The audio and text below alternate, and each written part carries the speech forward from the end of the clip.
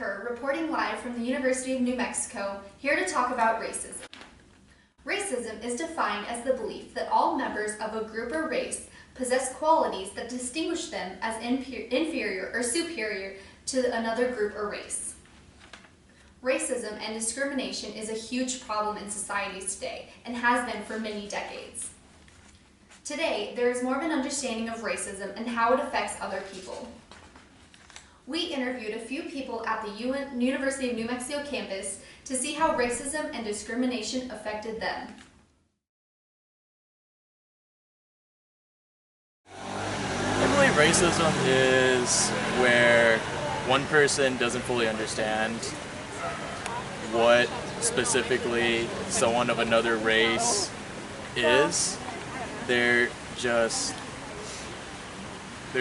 predicting what the actions, values, and traditions of another race should be based on their ignorance.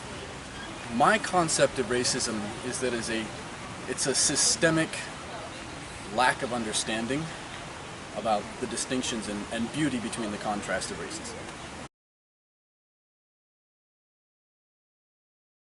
Probably. Actually, surprisingly, even though I am black, not really.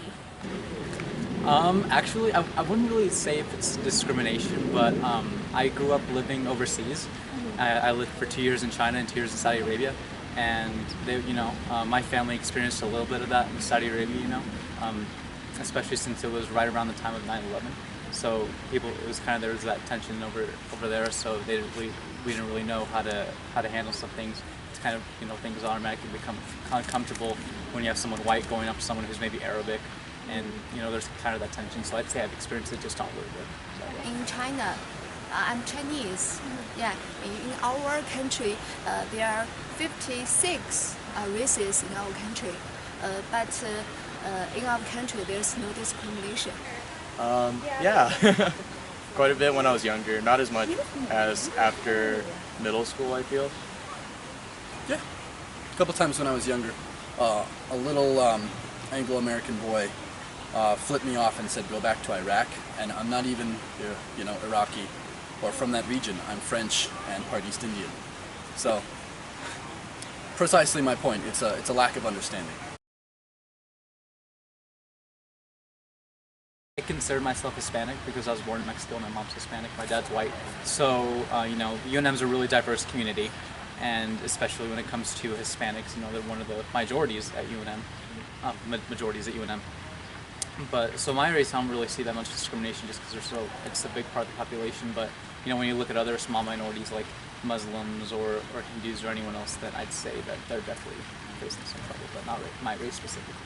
No, not really. I haven't experienced it specifically, but I'm sure it happens. It hasn't happened to me yet, hopefully, but it does happen. Do you think there's probably maybe less here because we are such a diverse school? I think so. I definitely think so, because UNM is, and because New Mexico is such a diverse community. There's a lot of different races and ethnic backgrounds that people are really aware of. Okay. So yeah, and New Mexico is a minority state, so it's kind of it'd be like minorities being racist towards other, but it does happen. I'm not saying that it doesn't happen, but I'm just saying that I don't think that it happens as much. It is sad how many people are having to deal with racism even in the 21st century.